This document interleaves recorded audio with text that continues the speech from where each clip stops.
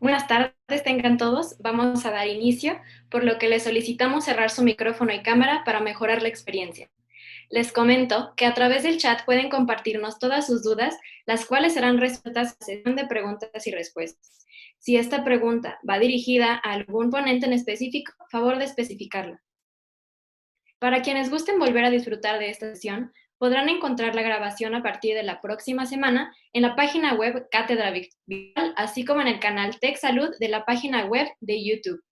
En nombre de la Escuela de Medicina y Ciencias de la Salud, Tech Salud, y de la Sociedad de Alumnos de Biociencias, tenemos el honor de darles la más cordial bienvenida al Congreso Web de los Grupos de Investigación y Enfoque Estratégico, los nuevos retos frente al COVID-19. A continuación, presentaré al coordinador de este simposio. El doctor Mariano García Magariño Alonso es licenciado en Biología por la Universidad de Sevilla, cuenta con un máster y doctorado en Medicina Molecular por la Universidad San Pablo CEU, Madrid. Es profesor de Ciencias Básicas y del posgrado en Ciencias Biomédicas y de la concentración en Neurociencias de la EMS. Se ha desempeñado como director del programa Salud Trayectorias. Además, es líder de la EEAC de la carrera de Biociencias, coordinador nacional del bloque Mecanismos Celulares y Moleculares y de la concentración en Investigación e Innovación del modelo TEC 21. El doctor García Magariño es investigador del GIEE de Genética Humana y es miembro del Sistema Nacional de Investigadores Nivel 1. Actualmente es director de la carrera licenciado en Biociencias, Región Norte de la EMS. Enseguida le cedo la palabra al doctor Mariano García Magariño para que inicie con una breve explicación del simposio y presente a nuestro primer invitado. Adelante, doctor García Magariño. Muchas gracias, Karen. Agradezco mucho a la Sociedad de Alumnos del EBC por haberme invitado a este evento para coordinarlo, al Departamento de Comunicación de la Escuela de Medicina y Ciencias de la Salud, principalmente a Evelyn, a Roberto por el apoyo informático, a todos los asistentes por estar hoy con nosotros y, por supuesto, a los ponentes del día de hoy, el doctor Víctor Treviño y el doctor Gerardo García. Recuerden que esta es la primera de 2 sesiones, mañana es la segunda y tendremos a otros 2 ponentes.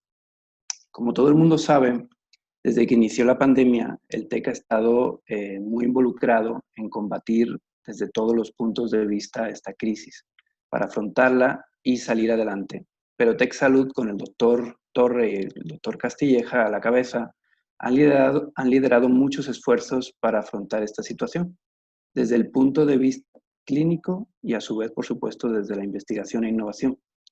Los grupos de investigación de enfoque estratégicos desde el principio se pusieron manos a la obra liderados por sus investigadores principales, de los cuales hoy tenemos 2 ponentes que allá por marzo nos contaron, pues varios en algún que otro seminario, las iniciativas que estaban implementando, generalmente más enfocadas al diagnóstico del COVID.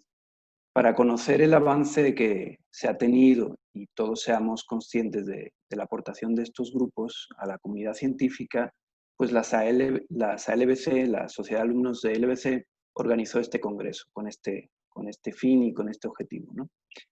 Entonces, sin más, pues paso a presentar a nuestro primer ponente de hoy, al doctor Víctor Manuel Treviño Alvarado. Él es técnico en procesamiento de datos e ingeniero en sistemas electrónicos por el Tecnológico de Monterrey. Estudió una maestría en ciencias con especialidad en biología molecular e ingeniería genética en la Facultad de Medicina de la Universidad Autónoma de Nuevo León. Posteriormente realizó sus estudios doctorales en la Universidad de Birmingham, Reino Unido. Actualmente es profesor investigador en biología computacional y bioinformática para el diagnóstico clínico de acá de la Escuela de Medicina y Ciencias de la Salud. Además, el doctor Treviño pues, dirige el grupo de investigación enfoque estratégico de bioinformática, como ya comenté anteriormente, y es miembro activo del Sistema Nacional de Investigadores Nivel 2. Por tanto, enseguida le cedo la palabra al doctor Treviño para que comience su ponencia. Muchas gracias. Gracias, Mariano. Gracias por la presentación. Y bueno, gracias también por invitarnos a compartir un poco las experiencias en esto del COVID. Y bueno, pues ya sin más, inicio. en este congreso y esta presentación que he preparado para ustedes. Yo voy a hablar aquí del Grupo de Investigación y Enfoque Estratégico en Bioinformática, pero en el grupo hay muchos profesores y muchos de los proyectos que voy a mencionar están en realidad realizados por el doctor Tamés, el doctor Martínez, Santos, Maricruz, Jesse y también un servidor. Y en particular también el doctor García, el doctor Ramos Rubio y Silva, que también apoyaron en la parte inicial del diagnóstico. Bueno, fíjense que una de las partes importantes es el impacto que ha tenido el COVID en los grupos de investigación, ¿verdad? Y nosotros, pues hay distintos aspectos que podemos platicar aquí. Hay aspectos de diagnóstico de COVID, de distintas áreas. Les voy a mostrar algunos proyectos.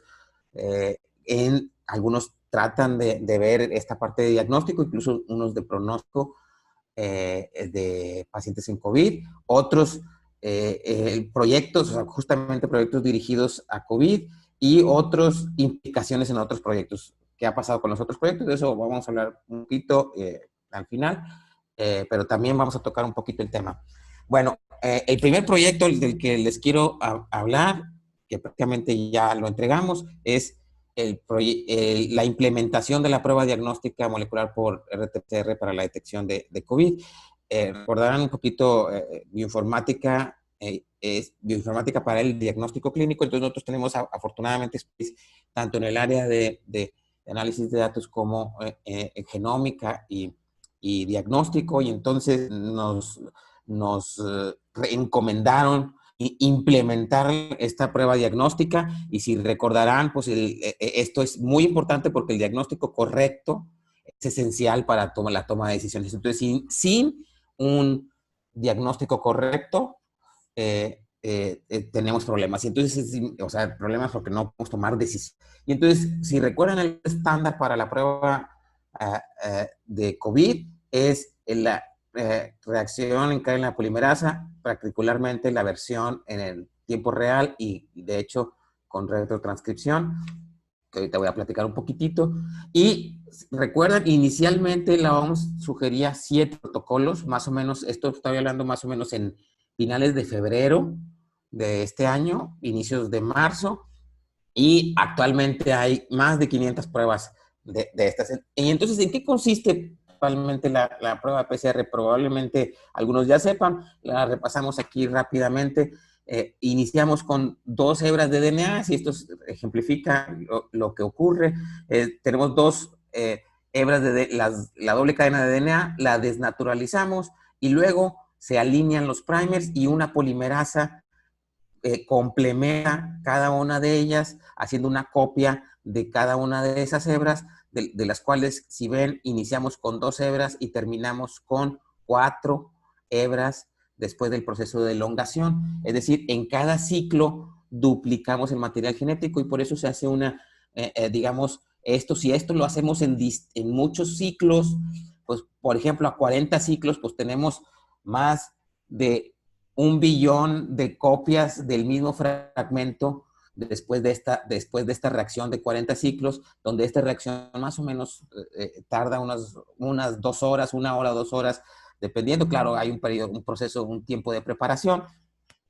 Y bueno, después de eso, justamente se hace la detección por tiempo real, es decir, se va viendo cómo sucede la reacción por medio de fluorescencia y con una curva de calibración se estima la cantidad o lo que nosotros llamamos la carga viral de la muestra en la que estemos, digamos, probando.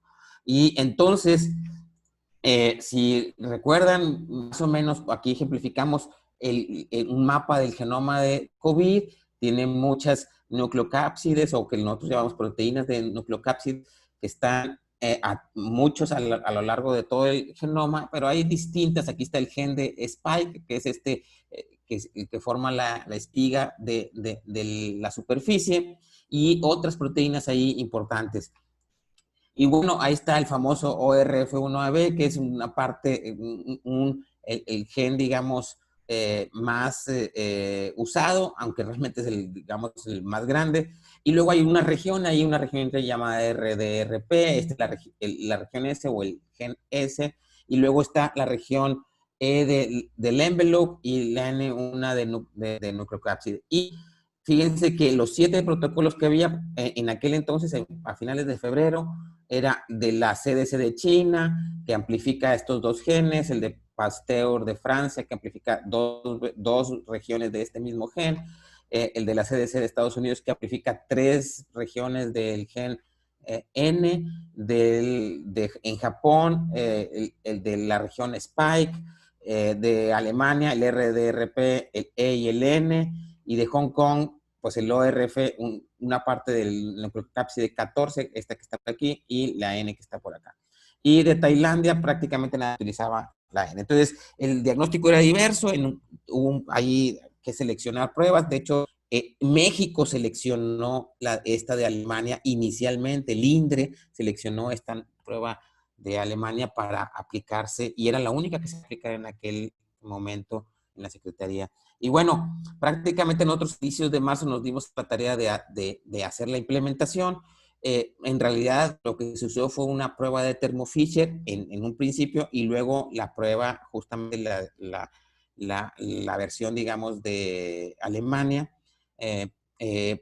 justamente porque era lo que pedía el INDRE. Bueno, prácticamente hubo una colaboración muy importante entre, obviamente, los laboratorios y los hospitales, los laboratorios, y esta parte de nosotros, la Escuela de Medicina, que prácticamente nuestra contribución en ese entonces fue la prueba de PCR y entregar el resultado. Y fíjense que, pues les platico un poquito de todo lo que había que al inicio. Estamos hablando de marzo, nosotros iniciamos en marzo 12 a la prueba de la implementación. Y entonces fíjense que en aquellos entonces, que ya lo contamos de hace mucho, en realidad hace poco, algunos mesecitos, uno de los primeros problemas era la toma de muestras, porque al principio pues sí se contaban con hisopos y con todo el material para hacerlo, pero hubo crisis de escaseces de kits para la extracción de DNA, para los tubos, para dónde guardar la muestra. En fin, hubo crisis de escasez primero, 2 de kits, y entonces teníamos que agarrar de lo que hubiera disponible, y incluso demostrar que cada uno de estos kits o cada uno de estos insumos pues también cumplía con las especificaciones, porque las especificaciones del INDRE eran muy dictas y muy específicas en cuanto incluso hasta marcas que usar. Y entonces, pues prácticamente había pero la urgencia pues nos hacía tomar pues prácticamente lo que realmente se podía usar del mercado, ¿verdad? Y entonces, después en la extracción también tuvimos crisis, o sea, extracción ya, los kits para la extracción, incluso hicimos utilizamos kits de todo tipo, incluso aquellos kits que se utilizan claramente en los laboratorios de biología molecular, casi los que usamos así, de esos manuales y baratos de laboratorio. Todo eso tuvimos que probar, y claro, en las pruebas de PCR también tuvimos ahí nuestros detalles. También hubo crisis ahí cuando se hizo el sometimiento al INDRE, que pues, a final de cuentas obviamente lo logramos. Y entonces había que hacer muchas cosas, porque al mismo tiempo de hacer el diagnóstico, pues había que hacer toda la documentación y todos los experimentos que había que hacer para los protocolos. En fin, luego otra crisis es cuando se acaba la versión de un kit, y entonces ahora tiene que agarrar otra versión de kit porque es lo que hay, y entonces empiezan problemas porque, bueno, pues primero hay que demostrar que funcionan más o menos igual, etcétera, etcétera, antes de ponerlos a producción. Y luego, pues bueno, ya los ponemos a producción, en fin. Y luego, fíjense que estos son datos actualizados a junio 6. Prácticamente hicimos 5,070, bueno, casi seguramente con las que repetimos sobre las 6,000. En ese entonces, pues el 13.5 ya en total, el 13.5% salían positivas. Ahorita salen más positivos, pero esos datos se los va a dar mañana la doctora Rocío, que pues ella ya se encargó de la fase masiva. Y fíjense que desde que iniciamos con muy poquitas muestras y terminamos acá teniendo ya casi 200 pruebas diarias, más o menos allá en junio. Entonces, en realidad había que prepararse para hacerlo masivo y bueno, pues eso se hizo y ya se entregó a San José. Más o menos aquí la cantidad de positivos y negativos, nosotros incluso detectamos que entre positivos había un sesgo un poquito entre masculinos y femeninos y que esto estaba reportado entre hombres y mujeres. Entonces esto ya estaba reportado y nosotros obtuvimos prácticamente lo mismo. También las cargas virales, lo que nosotros observamos es que muy pocas, la mayoría tenían cargas virales bajas, mientras que pocos tenían cargas virales muy altas. Sin embargo, ahorita puede ser que estos, los resultados hasta mayo, pero mañana que actualice la doctora, pues vamos a ver cómo está hoy, porque hasta mayo y a hoy pueden ser un poco distintos los resultados, esperemos, pero más o menos eso era lo que teníamos. Y luego para entregar los resultados, pues dado que pues nosotros somos en realidad un grupo de bioinformática, pues también había que entregar el resultado de forma rápida y eficiente, y entonces diseñamos un sistemita así muy sencillo, la verdad,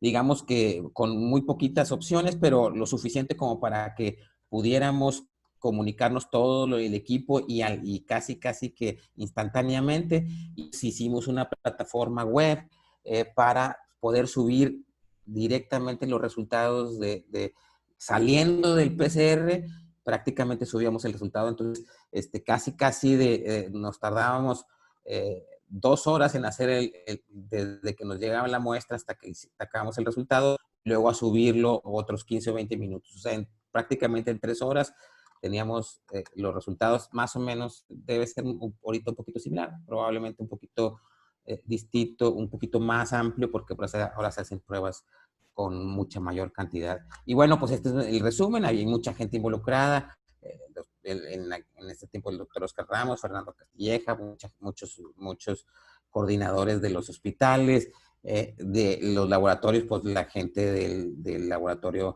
del doctor Carlos Díaz Flochel, la Claudia, Nayeli, fueron las que iniciaron. Acá nos ayudó Isabel García mucho en el laboratorio, en CITES, y bueno, otros doctores que nos ayudaron a implementar y a desarrollar las primeras, estas 5,000 pruebas más lideradas por el doctor García y un servidor para hacer la prueba y entrega de resultados. Entonces, en resumen, en este proyecto lo implementamos desde el 12 de marzo, se certificó ante el INDRE y luego incluso colaboramos ahí, tuvimos unas gran cantidad de sesiones con el gobierno del estado para ver las implementaciones. Incluso nosotros alcanzamos a hacer 200 pruebas allá y se alcanzaron hasta 5,700 pruebas más o menos para junio 6, y luego se entregó ya al Hospital San José para una fase, digamos, masiva, que mañana seguramente la doctora Rocío Ortiz les platicará.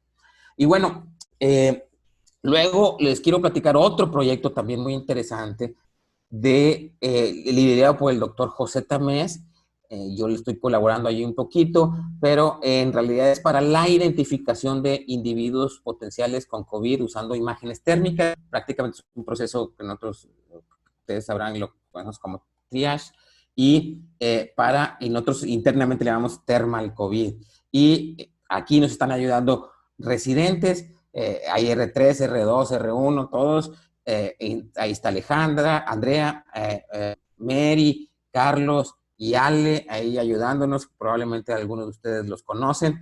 Y se están rotando en todas las actividades, prácticamente en consciente informado, en toma de datos, ya dentro de la cabina de toma de muestras, y otros también tomando la imagen térmica que ahorita más o menos mostramos. Y todo esto liderado por el doctor José Tamés, en la que la hipótesis que tenemos es que los pacientes de COVID-19 muestran un patrón diferente de térmico ante una cámara de alta resolución térmica. Sabemos que la temperatura es muy importante en los síntomas de COVID, y entonces un reflejo más fino con una cámara térmica pudiera ayudar en el diagnóstico. Y entonces más o menos esto fue lo que sí hicimos.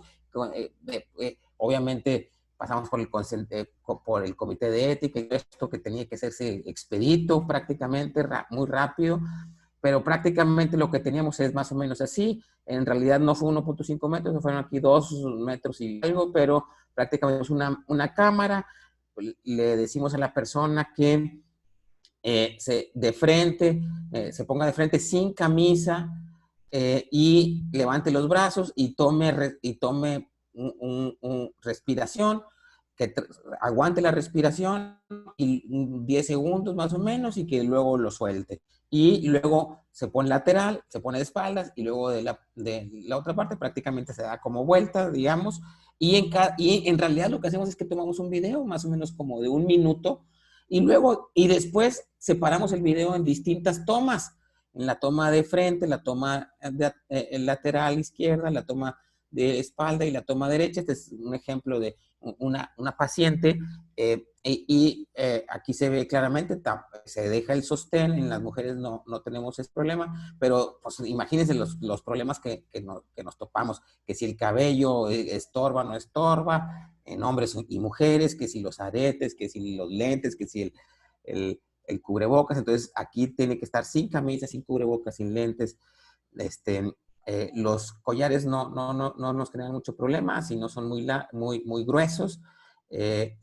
Y así, en fin, o sea, hay muchas cosas que tomar en cuenta, pero bueno, se separan los videos y luego se hace un análisis. Aquí el doctor Tamés me pasó estas diapositivas en donde se ve más o menos el proceso donde está el original, de ese original se sacan diferentes formas de ver los datos. De esto después se enmascaran, le llama el doctor Tamés, que es prácticamente detectar automáticamente la región que sí se va a ver, y luego esta región que sí se va a ver, ya sea de espalda, de costado, de frente, después ya ahora sí se ve, y si ven, le quitamos prácticamente todo lo demás, que puede ser ruido, que puede generar algunas inconsistencias, y luego estos patrones que aquí se ven también, estos lo que representan son distintas temperaturas, estos también representan distintas temperaturas, pero en una transformación matemática un poquito distinta.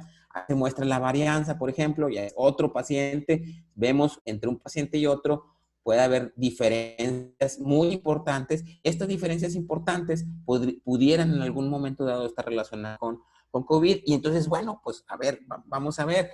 Hicimos este proceso, incluso, por ejemplo, aquí estamos viendo cómo se ve un paciente negativo y cómo se ve un paciente positivo.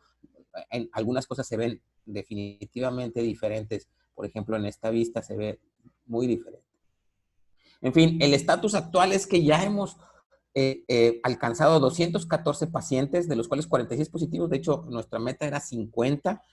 A septiembre, hoy, ya tenemos 260, o sea que es muy probable que ya hayamos superado los 50 positivos.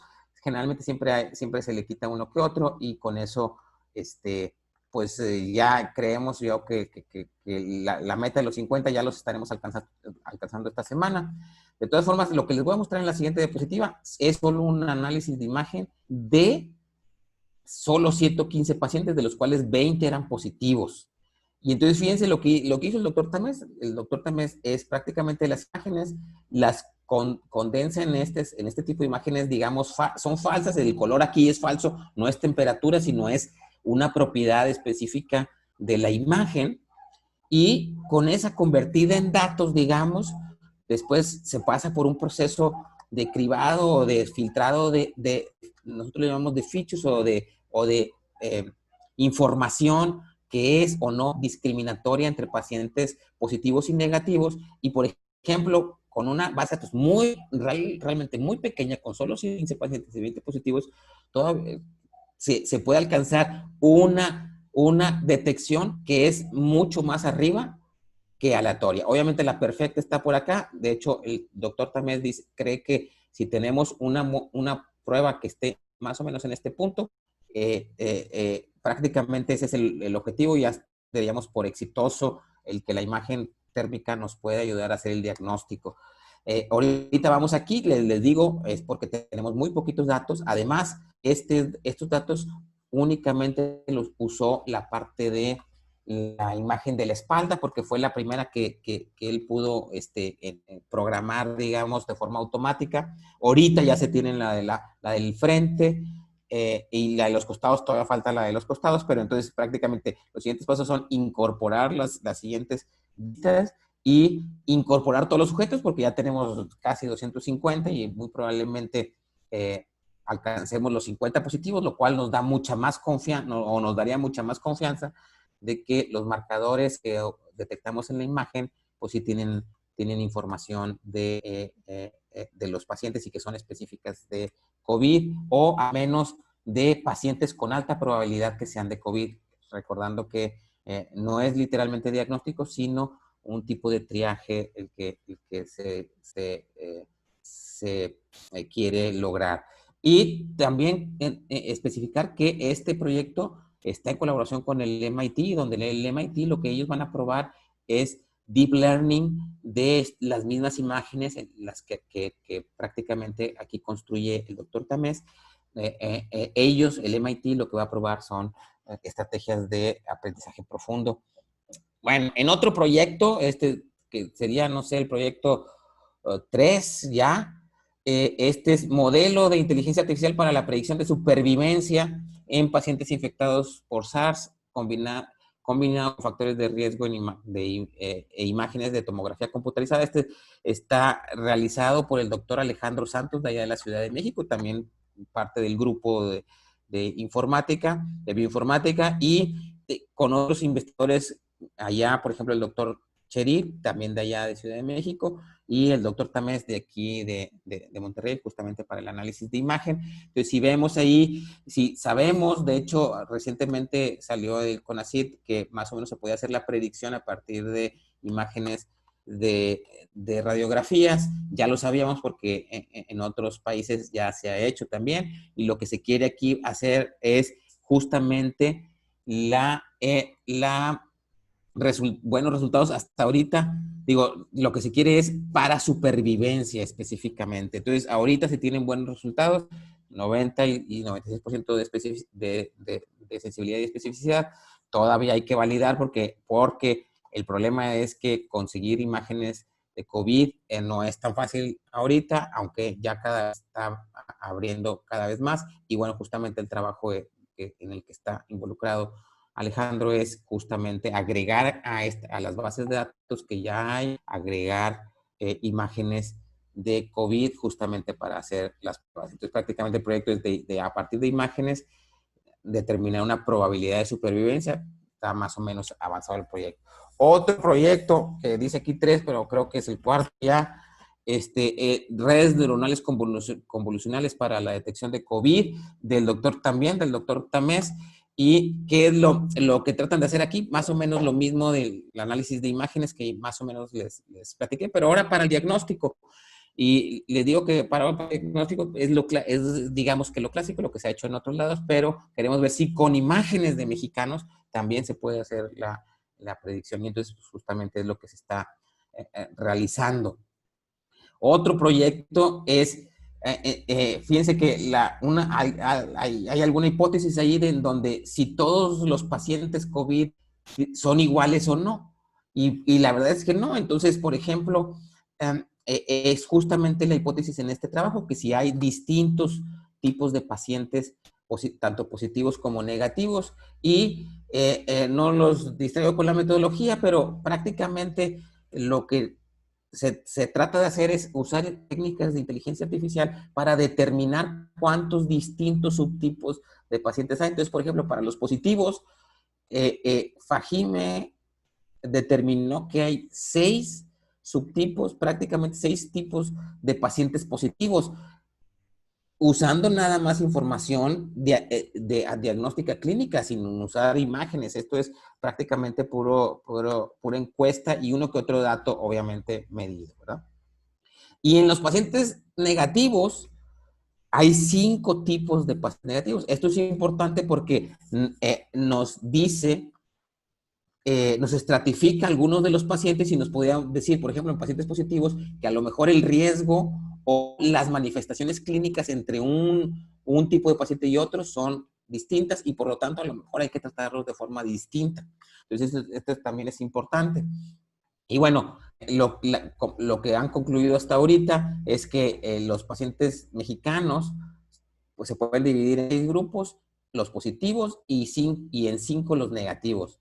Y que cada uno de ellos tiene distinto riesgo, ¿verdad? Y entonces eso es muy, muy importante. Otro proyecto que también se está, llevamos muchos proyectos, algunos están muy avanzados, uno incluso ya lo entregamos al Hospital San José, otros ya están prácticamente terminados, como el que acabamos de pasar, y otros están, digamos que en fase inicial, como en donde prácticamente lo que se quiere hacer es ver si la respuesta inflamatoria inmune puede ayudarnos a encontrar genes específicos y que estos genes específicos nos ayuden a encontrar algún medicamento existente. Y en ese sentido, lo que prácticamente usamos es usar datos de los que ya están disponibles en la red y prácticamente hacer una prueba de este tipo. Por ejemplo, decir, oye, los genes que responden a COVID son similares a los genes similares o contrarios, de hecho, a los genes que responden cuando se le administra a pacientes una droga. Y entonces de estas hay bases de datos, de estos hay algunos experimentos. Entonces se puede hacer usando análisis de datos, encontrar drogas que puedan tener alguna similitud con la respuesta de los genes que respondan a la infección de COVID. El cual usar para también es o sea, cuál tipo de dato usar para esto también es muy importante. Otro proyecto también que estamos, aquí la doctora Maricruz de allá en Jalisco está involucrada, es el desarrollo de un agente de diagnóstico rápido, sensible, estable, de fácil interpretación. ¿Qué es esto? Si recuerdan la prueba PCR que les dijimos al inicio, bueno, pues esto es cambiar un poquito la prueba de PCR con una cosa que está aquí, que es como un anillo, que eso se le llama LAMP, que es Loop Mediated Isothermal Amplification. La ventaja que tiene este Isothermal Amplification, isothermal significa a la misma temperatura, y lo que prácticamente lo que nos dice es una tecnología para que el equipo que requieras para hacer el diagnóstico sea mucho más sencillo y mucho más barato. Y entonces esto se está probando en Jalisco bueno, pues es una detección rápida, que sea específico obviamente y que sea estable y dado que lo cual favorece tu traslado y la efectividad en otras condiciones, que no tenga que ser en el laboratorio, porque ahorita se tiene que trasladar todo el mundo a los centros de salud a que le hagamos la prueba o en estos drive-thru y estas cosas, ¿verdad? Sin embargo, si el laboratorio se puede mover a otros lugares más con mayor eficiencia, se puede hacer el diagnóstico. La interpretación es sencilla, en fin. Entonces, prácticamente lleva algo de avance, pero bueno, está en etapa de desarrollo. Y bueno, otra cosa que les quiero platicar son las implicaciones de los otros proyectos, porque ¿qué pasó?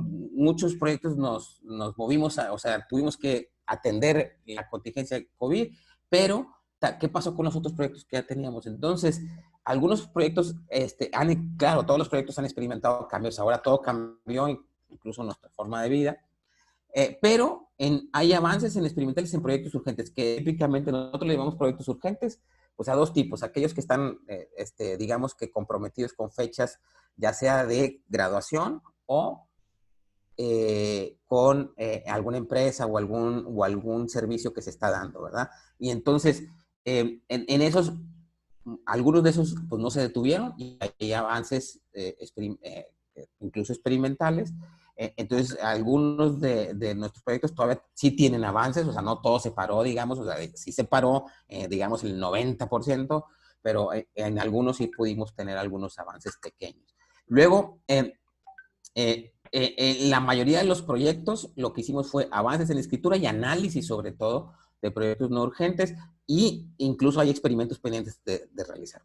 Y luego algunos otros proyectos incluso se redefinieron. Por ejemplo, aquellos que estaban iniciando, a lo mejor, oye, pues es que este tiene una fase experimental muy grande, entonces a lo mejor lo tuvimos que recortar, mover, cambiar un poquito la pregunta, cosas de ese tipo. Pues también se tuvo que hacer. Y la otra cosa que sí también hay que mencionar es que ya institucionalmente tenemos una estrategia para incorporar actividades, obviamente con mucho mayor precauciones y no con otras consideraciones, por ejemplo, en cuanto a cantidad de personal, obviamente la distancia y prioridad en proyectos, ¿verdad? Entonces, yo creo que con esto concluyo. No sé si cedo la palabra a Mariano o si, como andamos de tiempo, a lo mejor ya me pasé. No, está perfecto. Karen, por favor. Muchas gracias, doctor Treviño, por su exposición. Le recordamos a la audiencia que si hay más preguntas nos las pueden compartir en el chat y van a ser resueltas en la sesión de preguntas y respuestas. Enseguida le cedo la palabra al doctor García Magariño para que presente a nuestro segundo invitado. Adelante, doctor García. Gracias, Karen. Pues excelente ponencia, Víctor. Creo que ha quedado claro todos los grandes esfuerzos que se están haciendo en los grupos de investigación y la gran cantidad de proyectos y de iniciativas que estamos teniendo, ¿no? Entonces, la verdad ha sido muy revelador y creo que me imagino que con ese tándem de unión con otros grupos como el de cardiovascular, que es el de nuestro siguiente ponente, el doctor Gerardo García, pues me imagino que también harán ese match de algunos proyectos y otros proyectos propios del grupo que me imagino que el doctor nos comentará. El doctor Gerardo de Jesús García Rivas es licenciado en Biología Química, Biología y Bioquímica por la Universidad Nacional Autónoma de México. Obtuvo su doctorado en Ciencias Biomédicas por la UNAM en el Instituto Nacional de Cardiología Ignacio Chávez. Cuenta con un posgrado en electrofisiología por la Universidad de Wisconsin-Madison, donde también fue investigador asociado en el Departamento de Fisiología. El doctor Gerardo García es líder del grupo de investigación y enfoque estratégico de medicina cardiovascular y metabolómica y del Centro de Investigación Biomédica del Hospital Zambrano. Es miembro de la Academia Nacional de Medicina, la Academia Mexicana de Ciencias, de la Sociedad Mexicana de Cardiología y del Sistema Nacional de Investigadores nivel 3. Por tanto, sin más, le cedo la palabra al doctor Gerardo García para que nos dé su ponencia. Muchas gracias. Muchas gracias, Mariano. Muchas gracias por la invitación. ¿Sí me escuchan bien? Sí, doctor. Perfecto. Voy a, pues agradeciéndoles primeramente, pues, la invitación, la oportunidad de compartirles un poco el avance que hemos tenido desde el mes de marzo y cómo se han reenfocado muchos de los proyectos. Me parecía muy interesante lo que comentaba el doctor Treviño en el sentido de que tuvimos que hacer un alto. Sin embargo, pues, en este proceso hemos ganado mucha experiencia, hemos aprendido muchas cosas y hemos visto cómo poder sortear y resolver algunas preguntas que no estaban a lo mejor en nuestra forma de trabajar. Y es lo que les vengo a contar específicamente, los retos que ha tenido nuestro grupo de medicina cardiovascular. Nuestro grupo de medicina cardiovascular es un grupo bien grande. Es un grupo que ya tiene más de 13 años formado. Está formado por 9 investigadores, 9 profesores investigadores y sus grupos. Este grupo pues, tiene diferentes grados de consolidación. Tenemos investigadores ya nivel 3 y tenemos investigadores recién incorporados, nivel 1 de los NI. Perdón, Gerardo. No estamos viendo, no sé si compartiste pantalla. Y compartí pantalla, déjame ver un segundo. Revisar. Un segundo. Sí, una disculpa. Gracias. Está bien, gracias.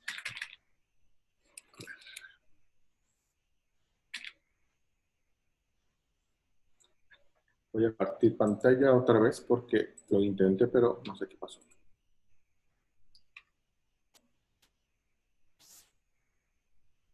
Sí, ahora sí vemos. ¿Bien? Perfecto. Listo. Gracias. Bueno, como les comentaba, somos un grupo de 9 profesores e investigadores, somos un grupo grande, cerca de casi 50 personas trabajamos en el área de medicina cardiovascular, entre profesores, investigadores asociados, postdocs, técnicos y estudiantes, por supuesto. Los grados de consolidación de nuestro grupo son distintos, ¿verdad? También nuestra incorporación a la institución, pues algunos somos más antiguos que otros, desde el 2008 en un caso de un servidor. Y pues bueno, aquí podemos mostrar la lista de los profesores que durante este tiempo hemos trabajado en los proyectos de investigación que tenemos, y denoto específicamente en color bold los profesores que, además de todo el trabajo que tenemos en el área de investigación cardiovascular, tuvimos que hacer un poco alto a nuestras líneas de investigación para tratar de pues, contribuir al tema de la pandemia. Particularmente el indudable lugar que tiene el doctor Guillermo Torres, lo mencionaban hace un momento, liderando esfuerzos asistenciales, pero también muy importantemente en el grupo de investigación, el doctor Carlos Jerjes y la doctora Elizondo, que han tenido un papel muy importante en el desarrollo de estudios particularmente clínicos. El doctor Omar Lozano, que se ha enfocado a los temas de nanomateriales y temas de también intervención con modelos preclínicos. La doctora Elena Castillo, que ha trabajado en los proyectos también de regulación inmunológica.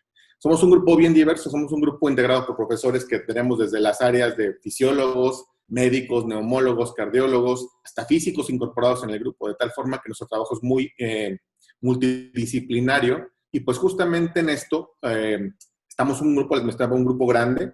A diferencia del doctor Treviño, no voy a hacer referencia específicamente a cada proyecto, pero sí me gustaría enfatizar que el trabajo de los profesores e investigadores está respaldado, mucho trabajo a través de investigadores asociados, particularmente, aquí también muestro en negrito los investigadores que han contribuido a los proyectos.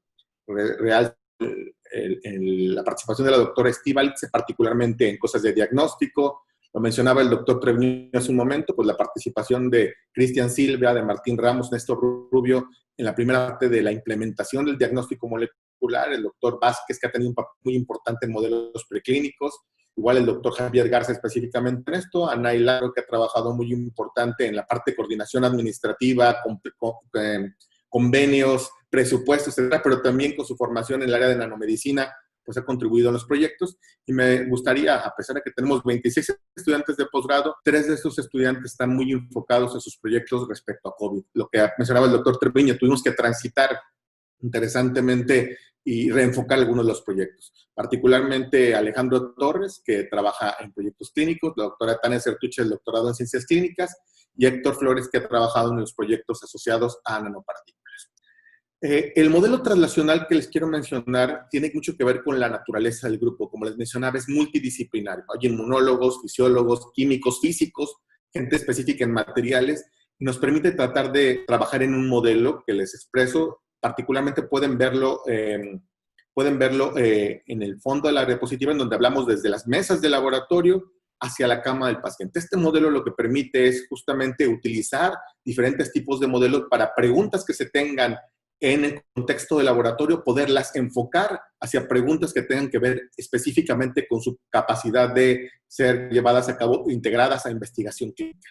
De la misma forma, este modelo no es solo unívoco, sino tiene la posibilidad de ser recíproco, en el sentido en el que preguntas clínicas que se tengan en los pacientes, particularmente la contingencia donde no sabemos muchos de los mecanismos fisiopatológicos, significativamente pueden llevarnos a preguntas que se puedan responder en el laboratorio a través de modelos in vitro y modelos preclínicos. Entonces, en este ciclo virtuoso, lo que les quiero comentar es que hemos trabajado para COVID de esta misma forma. Como les mencionaba, pues la expertise que teníamos en diagnóstico, no específicamente, por supuesto, nunca pensamos en el tema de infecciones respiratorias, pero sí el diagnóstico que hacemos en el tema de cardiología nos permitió tener, pues, digamos, las bases, la expertise y los equipos para poder responder en algún punto rápido, de forma exitosa, en el diagnóstico molecular. Sin embargo, también tenemos algunos sistemas, particularmente, o hemos apoyado grupos importantes en sistemas nuevos de detección. Ahorita les voy a comentar específicamente. Una de las áreas más importantes de nuestro grupo es el desarrollo de estrategias terapéuticas y poder lograr trasladar esos conceptos terapéuticos a implicaciones clínicas. Les voy a hablar con mucho más detalle. Esta es una visión que va desde el laboratorio hacia la cama del paciente, pero como les mencionaba, la investigación clínica también tiene preguntas enormes. Por ejemplo, caracterizar inmunológicamente a los pacientes, poderlos estratificar en cuanto a riesgo, y de esa forma, estudiando los mecanismos fisiológicos, moleculares y celulares, podemos ayudar a responder esto. Un tema también fascinante y muy interesante para nuestro grupo de investigación es, por supuesto, las secuelas post-COVID. ¿Qué estas características que tienen los pacientes, qué características tienen que permitirán eventualmente entender los mecanismos que potencialmente están implicados y de alguna forma podrían ser retroalimentados al estudiarse, encontrar los mecanismos implicados, poder generar a lo mejor algunas estrategias terapéuticas para impedirlos. En este modelo, pues lo que voy a hablarles particularmente son de estas 4 estrategias. Novedosos sistemas de detección, estudios preclínicos para vacunas y estrategias terapéuticas, las estrategias terapéuticas ya trasladadas al paciente y el entendimiento de las secuelas post-COVID. Esos son particularmente los puntos que voy a mencionar en esta sesión. No voy a meterme tantos resultados, presentar con precisión los resultados, sino nada más como darles una visión muy general de los proyectos, la racional que van tras ellos y eventualmente actualizarles el estatus en donde estamos trabajando en este momento. Quisiera empezar con esta diapositiva en la cual pues vemos claramente el diagnóstico. Me hizo el favor, doctor Treviño, dar una magnífica introducción respecto al diagnóstico, particularmente para COVID, para SARS-CoV-2, en donde el diagnóstico, y como mencionaba, claramente la prueba por RT-PCR es la prueba diagnóstica que permite claramente definir la presencia de la infección. Sin embargo, tiene problemas, como lo podríamos mencionar en la siguiente diapositiva, en la cual sabemos que aunque es el método recomendado, el gold standard, es un método que toma tiempo, porque toma desde la toma de la muestra, la purificación del RNA, la amplificación y la generación del resultado. Y esto, en lugares como los que mencionamos en el hospital, pues puede ocurrir a lo mejor en 12, 18 horas o hasta un poco menos, pero definitivamente cuando es masivo, estos resultados, por ejemplo, las pruebas estatales están a veces una semana después, ese tiempo podría ser resuelto por pruebas que se conocen como pruebas rápidas, ¿verdad? Y para estas pruebas rápidas que toman a lo mejor menos de una hora, existen particularmente dos estrategias. La primera es detectar los anticuerpos en el paciente al virus. Vamos a hablar particularmente de IgG y IgM. En esta ocasión, eso yo creo que probablemente también la doctora Rocío Ortiz el día de mañana pueda contarles a más detalles. Sin embargo, nuestro grupo se encaminó a tratar de hacer pruebas rápidas o apoyar a grupos a través de desarrollar pruebas rápidas para la detección de proteínas virales. Es muy distinto, no a las proteínas o los anticuerpos generados en el paciente, sino directamente las que constituyen la superficie del virus a través de anticuerpos, que esto permite eventualmente la detección.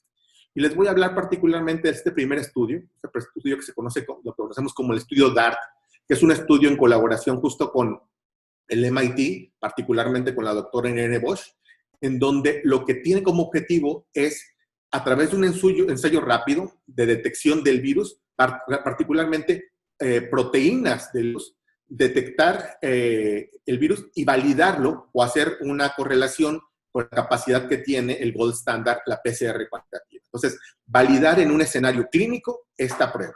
¿En qué se basa esta prueba? Y aquí en esta forma simplificada les explico estas tirillas. Estas famosas tirillas no son tan simples como parecen. En realidad son sistemas de microfluídica que permiten hacer la detección. En esta simplificación, en este esquema, implica pues, que en esas tiras existe la posibilidad de poner la muestra que fluye a través de este sistema y se encuentra eventualmente la muestra con estas nanopartículas que están funcionalizadas, unidas, vamos a poderlo decir, a anticuerpos que reconocen proteínas de la superficie del virus. En el mismo sistema de flujo laminar, el antígeno, que en realidad son las proteínas de superficie del virus, son detectadas por esta nanopartícula y posteriormente son determinadas nuevamente por un nuevo anticuerpo que está inmovilizado en estos mismos sistemas de detección y de esta forma, poniéndolo aquí, somos capaces de reconocer el antígeno, en este caso una proteína de la superficie, particularmente la proteína Spike, que es capaz de ser reconocida tanto por el sistema de la nanopartícula como el anticuerpo inmovilizado a la tirilla. De esta forma, podemos detectar de forma óptica, particularmente partículas de oro, que en este caso es nuestro sistema, y poder detectar de forma rápida la presencia o ausencia de este antígeno. Le hace la proteína de interés.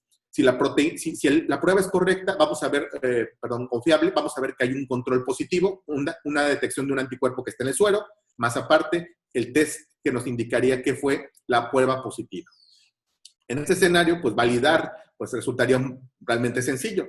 La realidad con respecto a esto es que no es como le estoy planteando, la forma idealizada en la que realmente podemos ver la nanopartícula interactuando con el antígeno y pudiendo generar la detección. La realidad es que en este sistema que está en desarrollo podemos tener un montón de complicaciones, como evitar algunos problemas con cuanto a la capacidad de la microfluídica de la tirilla para poder movilizar las muestras.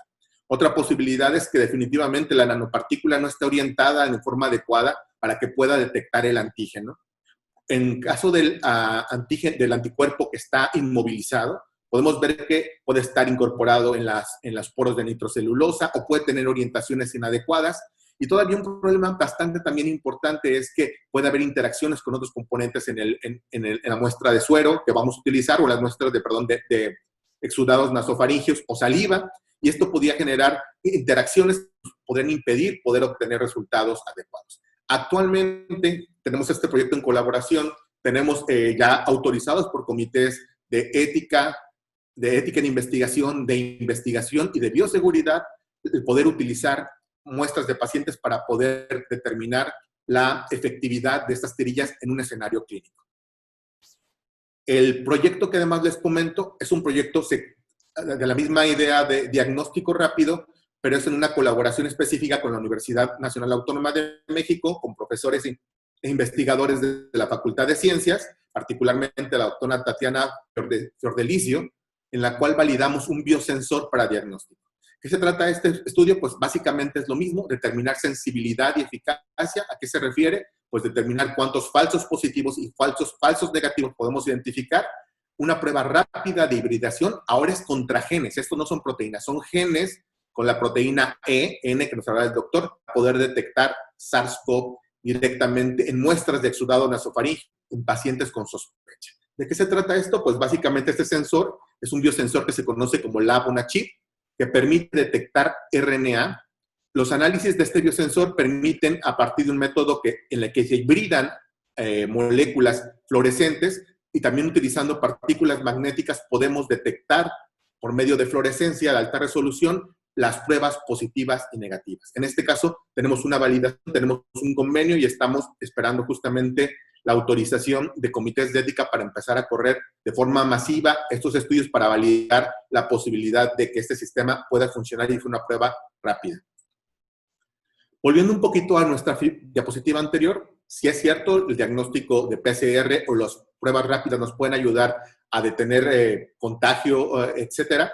Es importante poder, a través de biomarcadores en el laboratorio, poder estratificar y hacer pronóstico de los pacientes. Particularmente, les voy a platicar de un proyecto que hemos trabajado para tratar de establecer pronóstico para los pacientes. Y aquí voy a brincar con algo que les va a parecer muy novedoso, que es el papel que muestra la microbiota, que hace cardiología trabajando en caracterización de microorganismos potentes en el intestino de los pacientes.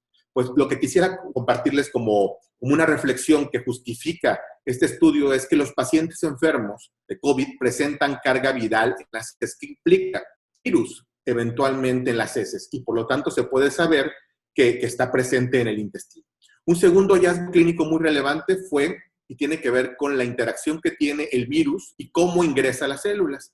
El receptor del convertidor de la enzima angiotensina, conocido como AC2, es la forma, aquí en este esquema simplificado, el virus tiene una proteína en su superficie que se conoce como la proteína S, que es la que interactúa específicamente con un receptor que está en la membrana de las células que infecta, y se sabe que este receptor, además de estar en las células del pulmón, está también en múltiples tejidos, y particularmente está altamente expresado en el aparato digestivo, incluido el intestino. También investigadores, particularmente en Europa, describieron recientemente que el COVID es capaz de infectar y multiplicarse en los intestinos. Y un dato muy relevante que puede darles un poquito de orientación hacia dónde va la pregunta es definir que pacientes con enfermedad intestinal inflamatoria crónica, hablemos por ejemplo el caso de enfermedad de Crohn, tienen un mayor pronóstico, una mayor predisposición a padecer una forma grave de COVID, lo cual implica que posiblemente el intestino y, en este caso, la microbiota puedan tener alguna implicación. Voy a ir a un poquito a la definición de este protocolo, que también está autorizado y está corriendo en este momento. Es un estudio para evaluar las alteraciones en la microbiota intestinal de pacientes con COVID-19. ¿Qué es lo que hicimos? Pues la intención de nuestro objetivo es describir la relación de disbiosis, o sea, las modificaciones que tenga la microbiota intestinal y correlacionarlas con el grado de severidad de la infección. Tenemos pacientes que se trabajan positivos a la enfermedad, que tienen un manejo ambulatorio, implica que las características de la infección no son suficientemente graves, versus aquellos que requieren hospitalización y cuidados intensivos. En este proyecto en colaboración se obtienen heces de los pacientes de los dos grupos, además de marcadores séricos asociados con la disfunción. Se toman una serie de laboratorios, pruebas de gabinete para caracterizar el grado de severidad de la infección y también marcadores inflamatorios. A través de secuenciación de nueva generación, estamos haciendo, a través de colaboración particularmente con la Escuela de Ingeniería del TEC de Monterrey en la zona occidente, en Guadalajara, con la doctora Carolina Cenes, secuenciación y caracterización de la disbiosis que se puede identificar. Este proyecto, coordinado por Tania Certuche, es su proyecto de tesis doctoral, y la doctora Elena está contribuyendo con la caracterización de biomarcadores inflamatorios en estos pacientes para correlacionar el estado de inflamación con los cambios y en la disbiosis intestinal en estos pacientes.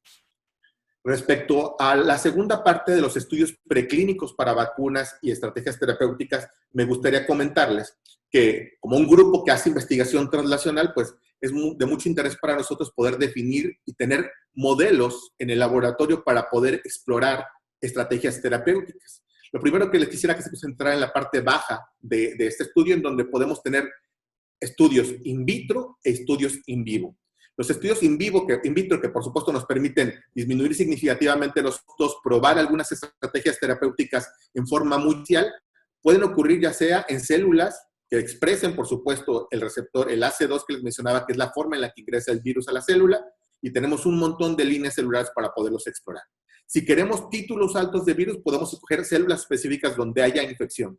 Si las condiciones que queremos mimetizar o hacer símiles a la fisiología humana, podemos pasar de un modelo de células in vitro a un modelo de organoides o de incluso trozos de tejido de animales o de humanos que se pueden generar, que puedan ser tejido pulmonar, tejido bronquial, hígado, intestino, para poder explicar. Por el otro lado, si queremos experimentos in vivo, la forma con la que más estudiamos los modelos y las intervenciones terapéuticas es a través de modelos particularmente de rata y ratón, porque tienen una gran cantidad de poder producirse los efectos biológicos, reproducen enfermedades de forma similar. Sin embargo, aquí les muestro que particularmente los ratones y los hámsters tienen un problema debido a que no se infectan de forma distinta y las manifestaciones patológicas son significativamente distintas a las que observamos en humanos. Por lo tanto, el modelo más adecuado pues es los modelos de los primates no humanos, pero es una posibilidad lejana en nuestras condiciones de infraestructura. Podemos utilizar animales más grandes para hacer estudios más específicos. Sin embargo, les repito, tanto gatos como hurones no reproducen las características adecuadas de la enfermedad. Y por lo tanto, tenemos que recurrir a otras estrategias. En este sentido, nuestro grupo, que tiene mucha experiencia en producir animales para proyectos preclínicos, líneas transgénicas, adquirió y está produciendo para el país, está en proceso de producir para el país un ratón que sí es capaz de infectarse y manifiesta las características de la infección de COVID humano.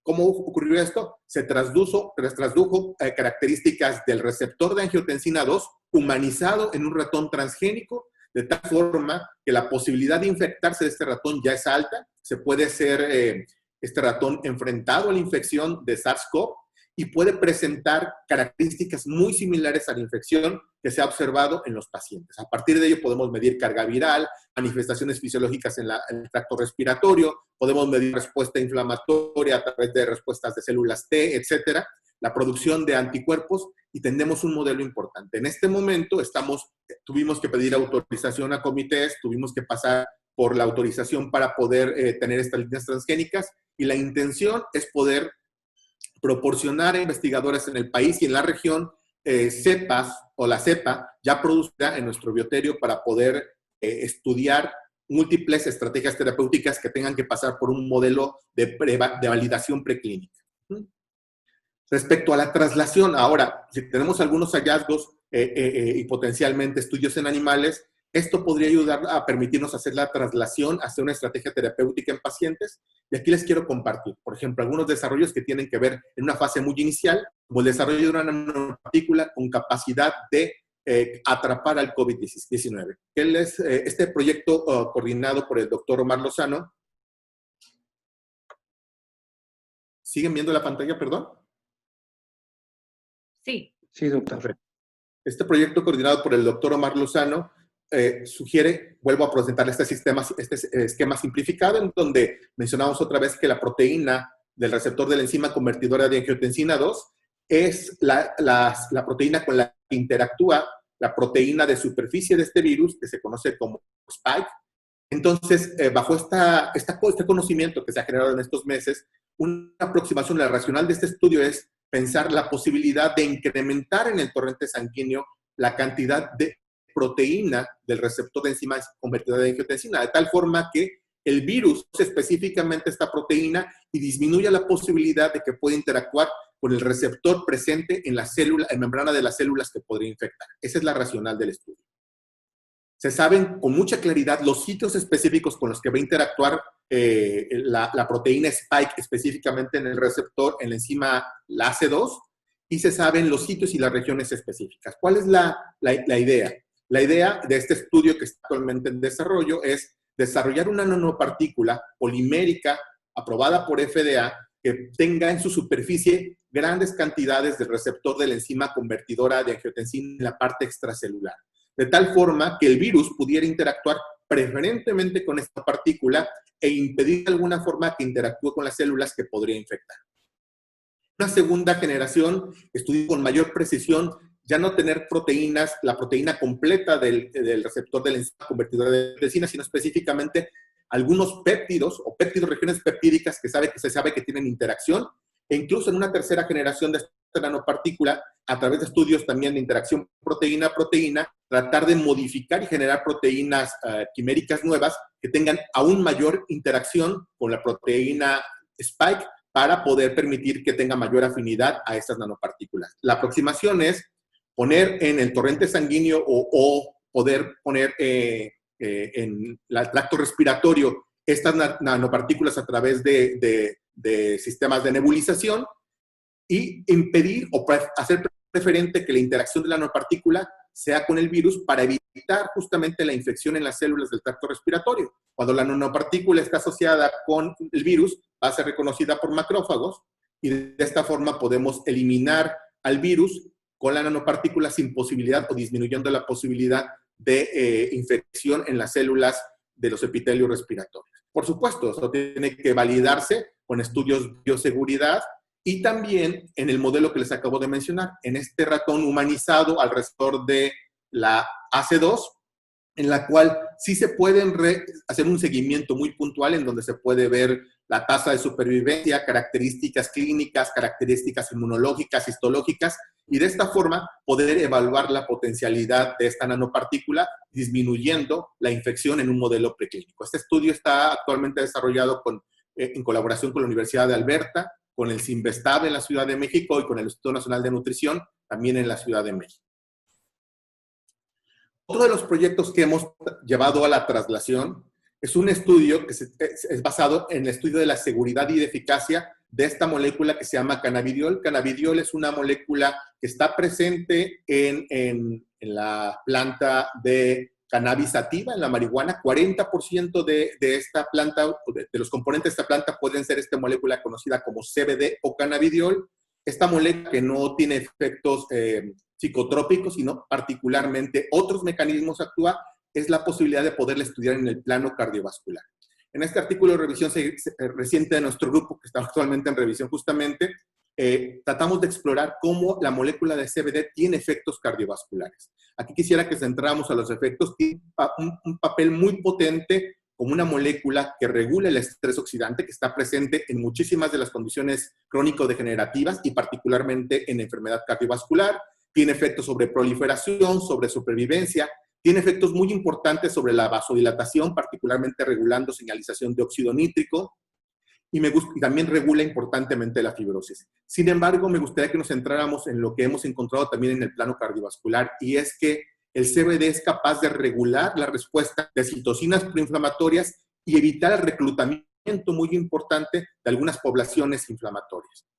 Como saben, durante la infección de COVID hay un proceso muy importante de reclutamiento del sistema inmune y la activación de citocinas proinflamatorias que se conocen como la nube de citocinas, y es uno de los mecanismos patogénicos más relevantes. Durante años hemos trabajado con esta molécula de cannabidiol particularmente trabajando en colaboración con una empresa canadiense que se llama Cardiol Therapeutics y una empresa creada en el tecnológico que se llama Nano for Heart, en donde hemos desarrollado modelos de falla cardíaca, remodelación, que han sido tratados particularmente con moléculas que promueven hipertensión, como la angiotensina 2, como un bloqueador de la señalización de óxido nítrico o cloruro de sodio, y además fue tratado con cannabidiol sintético, producto específico que ha generado esta empresa, y hemos visto la evolución sobre los modelos experimentales. Aquí les presento de forma muy resumida resultados en donde podemos observar que el tratamiento con angiotensina en un modelo de insuficiencia cardíaca es capaz de generarnos una remodelación muy importante en el ventrículo izquierdo,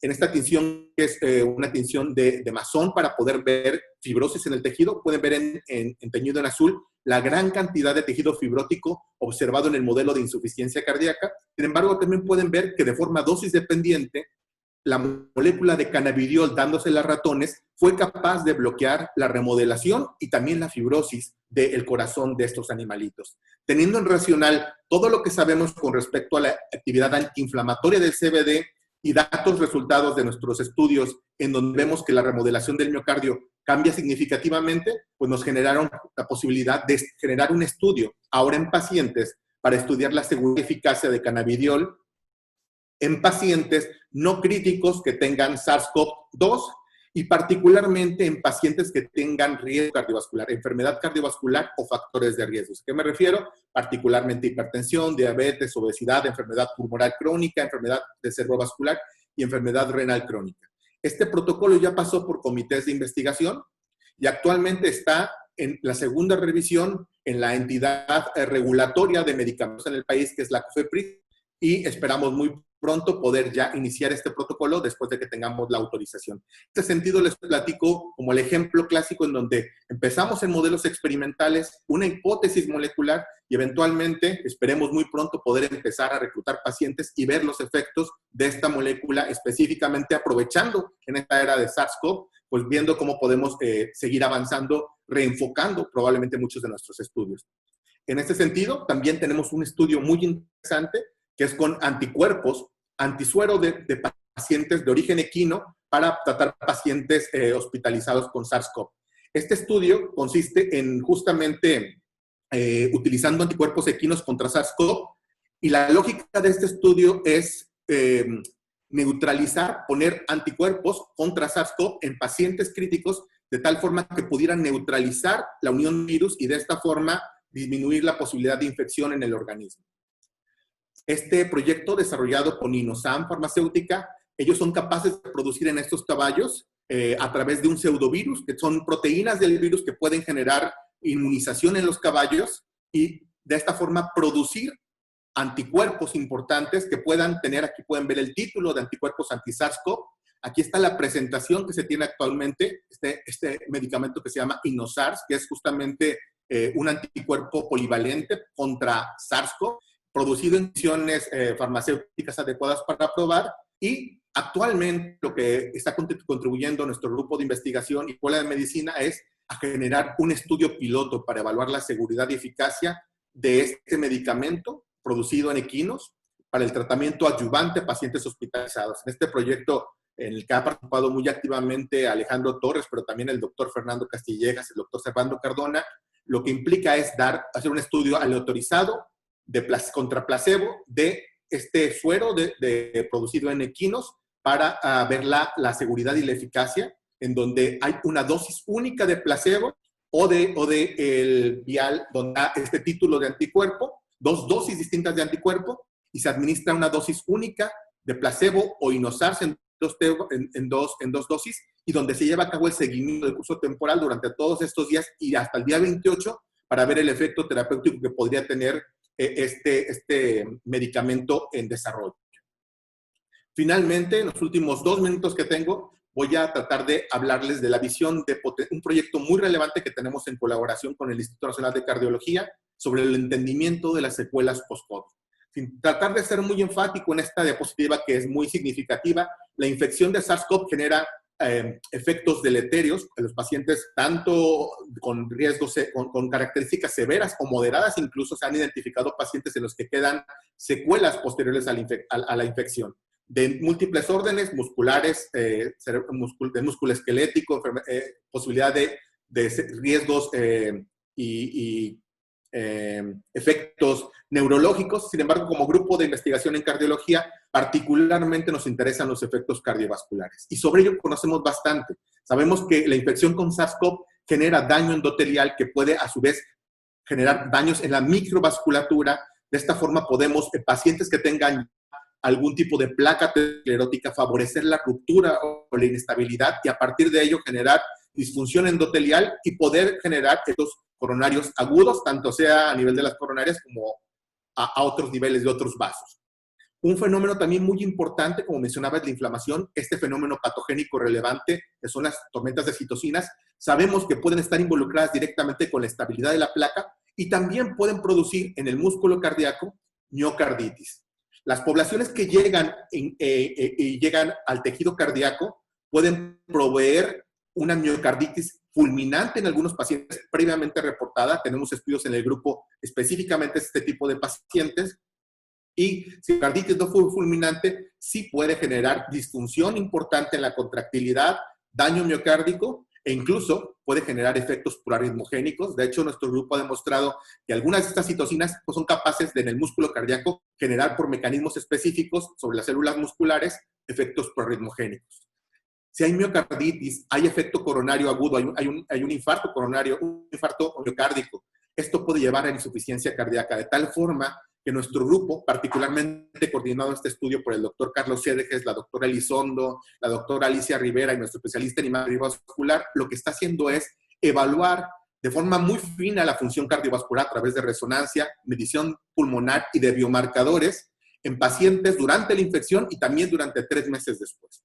En este estudio, pues hemos intervenido muchos profesores del grupo y quisiera cerrar nada más recordando un poco el modelo de trabajo en donde podemos ver, y en estos ejemplos que les he mencionado, cómo los estudios moleculares pueden llegar a apoyar la investigación clínica y cómo también los mecanismos patogénicos pueden verse apoyados a través de la investigación en el laboratorio básico. Pues muchas gracias por su atención y con esto termino mi presentación. Muchas gracias, doctor Gerardo, por su exposición. Ahora vamos a comenzar con la sesión de preguntas y respuestas. Ok, la primera es de Bella Álvarez para el doctor Treviño y pregunta qué se refiere con imágenes para la supervivencia del tercer proyecto. Sí, gracias, Karen. Sí, Bella, fíjate que sí, no hubo tiempo para dar detalles técnicos, pero el término supervivencia lo utilizamos en forma técnica en distintos escenarios. El primer escenario es el en donde sí definitivamente se refiere a muerte como evento, porque en supervivencia nosotros en análisis de datos lo vemos como un análisis que le llamamos de tiempo a evento, es decir, se mide el tiempo desde que se toma un dato y se observa hasta que ocurre otro evento. En cáncer, por ejemplo, es metástasis, recurrencia, muerte. Y en COVID, en el caso de COVID, se están utilizando los dos datos. Uno, el de muerte, y el segundo es de la recuperación, el tiempo de recuperación de que se ven o los síntomas o el diagnóstico hasta que se observa una recuperación o no recuperación. Y entonces, ahí prácticamente lo que se trata de ver es marcadores de la imagen que estén asociados con los tiempos de recuperación, que es distinto a nada más hacer el diagnóstico de si es positivo o negativo, sino es un marcador de respuesta del paciente al tiempo. No sé si ya quedó contestada la pregunta. Karen. Sí. Tiene otra pregunta igual de Bella Álvarez y es, ¿lo único que diferencia a un subtipo de otro es el riesgo que tendrán de adquirir el virus? Me imagino que esto se refiere al último, bueno, a uno de los proyectos en donde se hacen distintos subtipos. Dicen, bueno, no, la diferencia entre un subtipo, ahí en ese caso la diferencia entre un subtipo y otro no, una es el riesgo Sí, pero es importante porque eso implica poder, por ejemplo, ahorita vamos a entrar en una fase en donde se va a empezar a abrir las instalaciones para personal y para regresar a actividades. Entonces, ¿quiénes son los más probables o los menos susceptibles a estar a iniciar labores, por ejemplo? Y entonces, obviamente, esta estratificación en distintos estados, por ejemplo, en la parte de los negativos, pues sí te ayuda a decir, oye, pues los que cumplan con estos criterios son los que son más probables de que no tengan o tengan riesgos mucho menores, y entonces son los que primero llamas para iniciar o volver a actividades. Entonces ese es un posible uso. En realidad nosotros lo usamos más, no en los negativos, sino en los positivos, es justamente para que en la atención puedas darle un poquito más de seguimiento a los que son más susceptibles o un poquito de menos seguimiento y más libertades, más un tratamiento menos invasivo a los pacientes que tienen mucho menos riesgo, ¿verdad? Muchas gracias, doctor Treviño. Ahora tenemos una pregunta de Arturo Ledesma para el doctor Gerardo García y dice, ¿el nuevo método de pruebas podría tener beneficios económicos y de accesibilidad comparada con la prueba tradicional? Pues definitivamente sí, digo. Sabemos que la tecnología, la infraestructura que se requiere para poder hacer PCR cuantitativo es muy alta. Los insumos específicos, el entrenamiento del personal para hacer estas técnicas representa costos muy importantes. La posibilidad de las pruebas rápidas disminuyen todo esto. Es mucha inversión en el desarrollo y el diseño del sistema, pero ya no tienes problemas para la validación. O sea, es validado, ya no tienes problemas para el uso ni para poder hacer una interpretación adecuada. Entonces, significativamente tiene un costo muy distinto. De hecho, los dos proyectos con los que estamos trabajando, tanto el proyecto con el MIT como con la UNAM, son proyectos que podrán eventualmente, están programados que podrán tener un costo ya comercial cercano a 300 a 400 pesos, basados en pesos mexicanos, que pues son bastante interesantes, versus pruebas diagnósticas en un laboratorio que pueden ser pues probablemente 10 veces más el costo, ¿no? Entonces, hay implicaciones económicas muy notables, por supuesto, y particularmente en países como nosotros, pues donde a lo mejor el tema económico es un tema muy importante, este tema de pruebas rápidas puede ser un tema muy importante para poder frenar contagio, poder discriminar, como decía el doctor Treviño, quién entra, quién no va, quién se restablece las actividades económicas, la estrategia a través de cuál esto podría ocurrir. Creo que podrán ayudar pruebas baratas. De hecho, en realidad la colaboración es en la UNAM y también con el MIT, pero es visualizada para tratar de dar este apoyo a toda Latinoamérica. En realidad estamos involucrados investigadores pues, de muchos países en Latinoamérica en este esfuerzo. De acuerdo. Ahora Elías Robles también le pregunta al doctor Gerardo García, en general, ¿todas las personas con enfermedades inflamatorias tienen mayor tasa de mortalidad por COVID-19?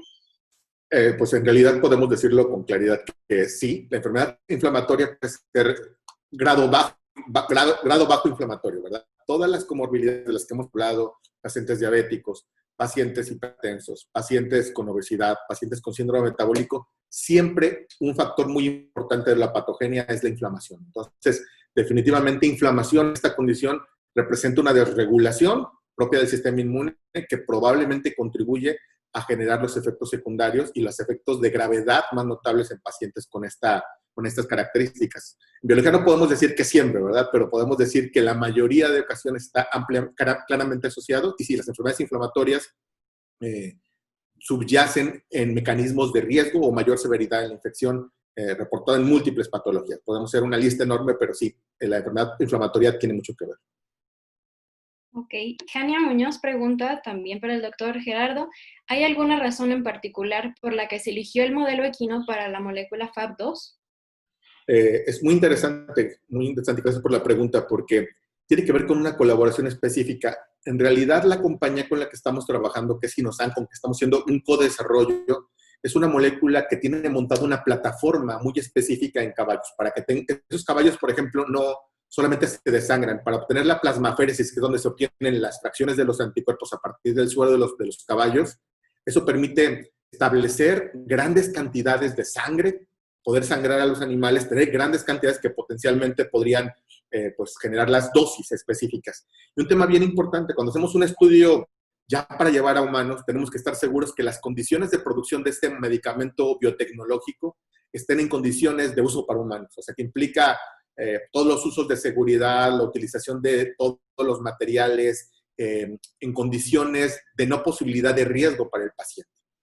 Y afortunadamente Inosan es una compañía que ha vendido antivenenos por muchos años y tiene todas sus plantas que se dicen en condiciones de GMP, buenas prácticas de manufactura.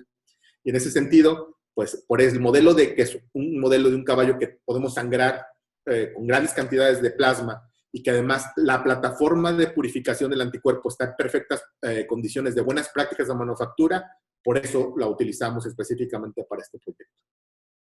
Gracias.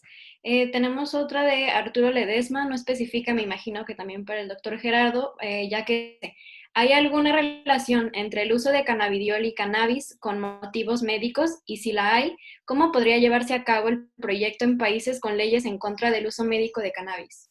Es una pregunta muy interesante también, ¿no? Lo que sabemos y está bien asociado es la correlación en estado inflamatorio en pacientes que reciben por motivos médicos. Estamos pensando específicamente en aplicaciones de algunas epilepsias refractarias que se presentan en algunos pacientes, y se ha observado que los marcadores inflamatorios en estos pacientes disminuyen. También se sabe particularmente que el uso de cannabidiol, que les repito, no tiene efectos psicotrópicos, sino realmente tiene efectos, bueno, de otra naturaleza, más bien antiinflamatorios, podría ser, digamos, mostrado que en pacientes con miocarditis, no por origen de SARS-CoV, pero sí miocarditis viral, han mostrado efectos benéficos en modelos, bueno, en estudios con pacientes. Eso es algo bastante interesante. Y respecto a las leyes, pues es algo complejo, ¿verdad? Y en ese momento, países en los que las leyes contra el uso médico de la cannabis pueda ser complicado, lo que quiero manifestarles es que específicamente el cannabidiol que estamos teniendo, o que estamos utilizando a través de esa compañía, no está obtenido de la cannabis. Es un cannabidiol sintético, de tal forma que no hay posibilidad, está 99.9% CBD, no contiene THC, que es la otra molécula que tiene efectos psicotrópicos. Entonces, no cae dentro de la regulación como un medicamento psicotrópico, debido a que no está producido en la cannabis y no tiene cantidades significativas, prácticamente nada, de THC, que es el componente que estaría, digamos, mucho más difícil regularlo en países en donde tienen leyes contra el uso de psicotrópicos como obtenidos del cannabis, ¿no? De acuerdo. Genia Muñoz también le pregunta, doctor Gerardo, ¿las secuelas de COVID se estudiaron en modelos de ratas? No, las secuelas del COVID las vamos a estudiar en modelos preclínicos, es donde justamente podemos entender los mecanismos. De hecho, a mí me emociona mucho tener el modelo que pueda reproducir, es un modelo de ratón donde pueda reproducir a lo mejor las secuelas, y estas secuelas poderlas eventualmente entender. Si las entendemos molecularmente, podemos a lo mejor generar blancos terapéuticos, mejor como tratamiento coadyuvante a los pacientes, además de la terapéutica luchando contra la infección, podemos ir protegiendo a lo mejor alguna de estas vías y evitar en un futuro probablemente el riesgo de estas consecuencias de la infección. Ahora Sunu Kim les pregunta a ambos, Víctor y Gerardo, como investigadores de mucha experiencia, ¿cómo ven la proyección en el aspecto económico y de financiamiento del proyecto de investigación en los años entrantes por el gran impacto dado por COVID-19? Adelante, doctor Treviño.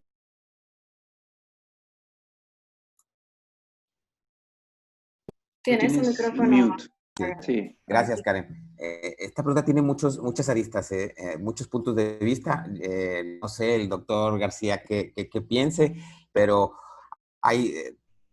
tiene muchas vertientes. Pero una de las vertientes es, efectivamente, es en el país y en el mundo. O sea, en el país en particular, ha tenido varios impactos. El primero es que la pandemia ha generado un ambiente económico complicado, y entonces en donde ese ambiente se han tenido que redirigir algunos presupuestos hacia ciertas áreas más específicas, hablando del gobierno, de instituciones, de todo tipo. Incluso nosotros se nos ha pegado, y hemos tenido que repensar algunas cosas, algunos proyectos, dirigir, encaminar dineros para un lado y para otro. En el caso específico de investigación,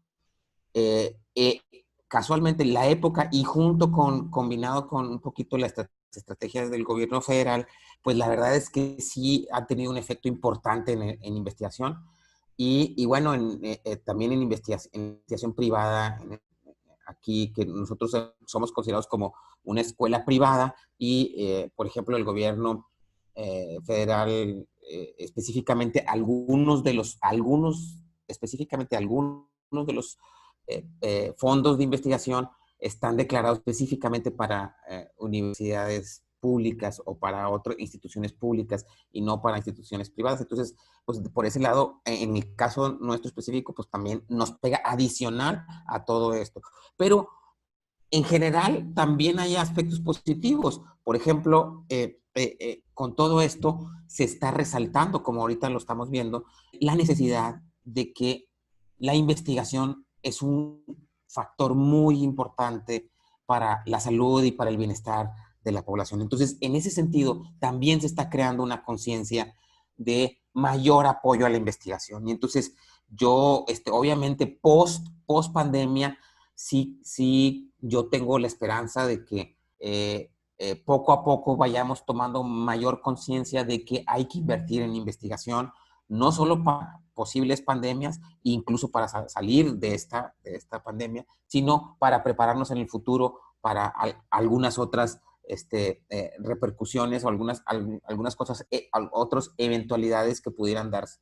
Entonces, sí, ahorita es una situación difícil, pero esperamos, también hay cosas buenas y esperamos que mejoren también. Adelante, doctor Gerardo. Sí, mira, yo creo que un poco complementando lo de Víctor, yo creo que es una época difícil, por supuesto, pero trato de ser muy positivo en esto. Creo que también el hecho, y es como un poco para alentar, sobre todo estos estudiantes que están del programa de investigación básica o de investigación biomédica, porque en realidad creo que nos ha hecho salir un poco de la comodidad que estábamos acostumbrados a trabajar, por ejemplo, en nuestro caso, sobre el corazón, sobre el músculo cardíaco, sobre el metabolismo del corazón. Hemos tenido que reenfocarnos, reinventarnos de alguna forma.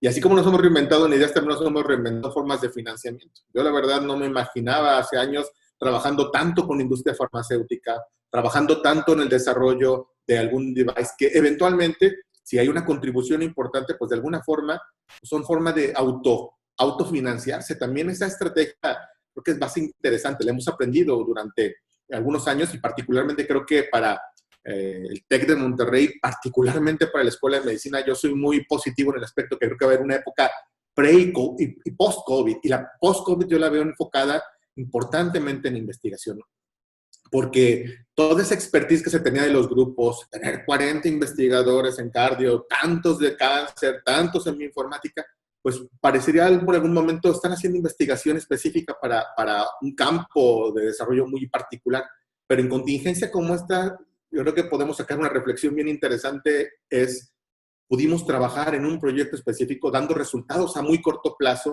La expertise que teníamos para poder analizar datos moleculares o genómicos, pues la pusimos en base a un proyecto específico enorme, un reto de todo el país, de todo el mundo en realidad me refiero, y eso ha permitido pues pensar un poquito distinto.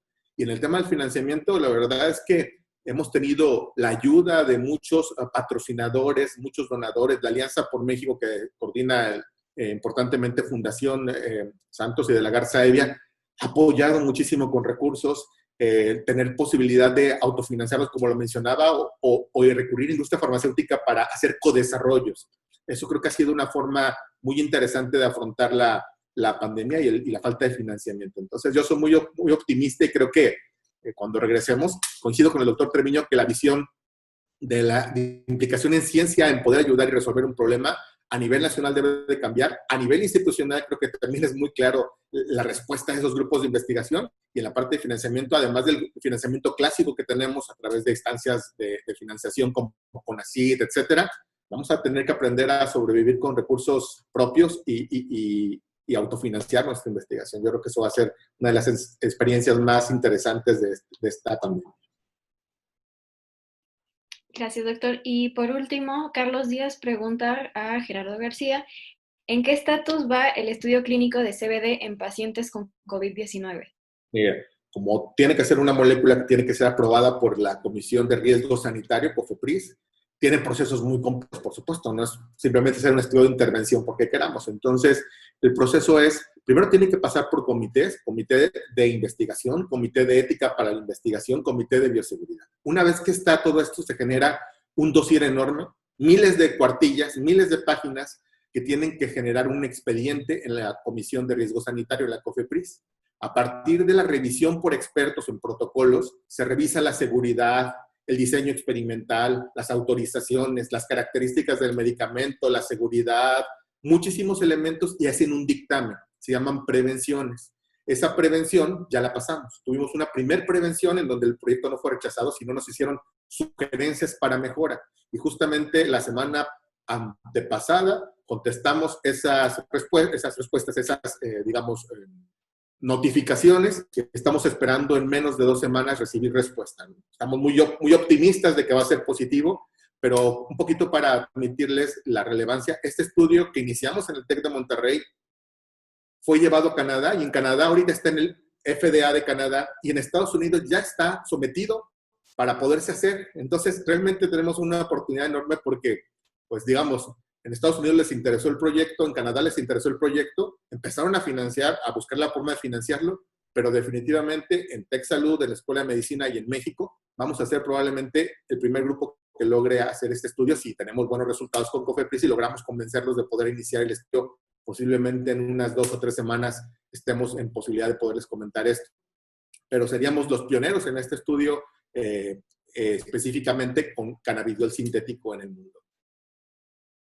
Okay, tenemos una más de Luis Octavio Pérez y nos dice qué información hay verídica acerca del Vita de Jun. No sé si es para algún doctor en específico. O si no, para los dos. Información verídica, si podía darnos un poquito de contexto, Luis Octavio, porque no. Luis Octavio, ¿estás por ahí? Sí, soy yo. Bueno, es que me hicieron llegar unas noticias, un amigo, bueno, un colega psiquiatra, de una nota que dice que el Centro de Investigación Biomédica de Occidente, conocido como el CIO, realizó un estudio in vitro de células aisladas y comprobó que efectivamente el Vita de Jun inhibe la expresión del receptor de ACE2, responsable de la adherencia de coronavirus al organismo humano y su reproducción, además de que la fórmula reduce los síntomas de COVID-19 al modular la interleucina 6, la citocina a la que atribuye la causa de inflamación del organismo. Es decir, Vita de Jun no solo dificulta el contagio por COVID-19, sino que una vez contraída acelera la mejora del paciente. Y que también lo están utilizando en el Hospital Regional de Puerto Vallarta y en el Hospital General de la Ciudad de Obregón.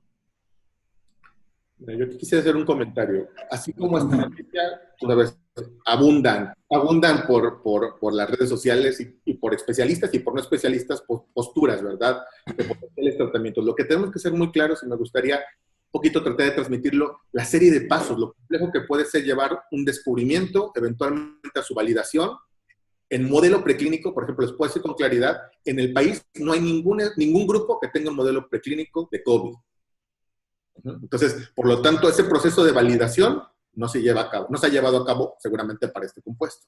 Después, para poder hacer la intervención en pacientes, se los puedo decir con mucha claridad, del momento en el que planteamos el estudio, particularmente, por ejemplo, de intervención con CBD, al momento en el que estamos logrando, van probablemente 4 o 5 meses de trabajo extremadamente intenso con organismos de legislación, de regulación sanitaria, para poder hacer el primer estudio.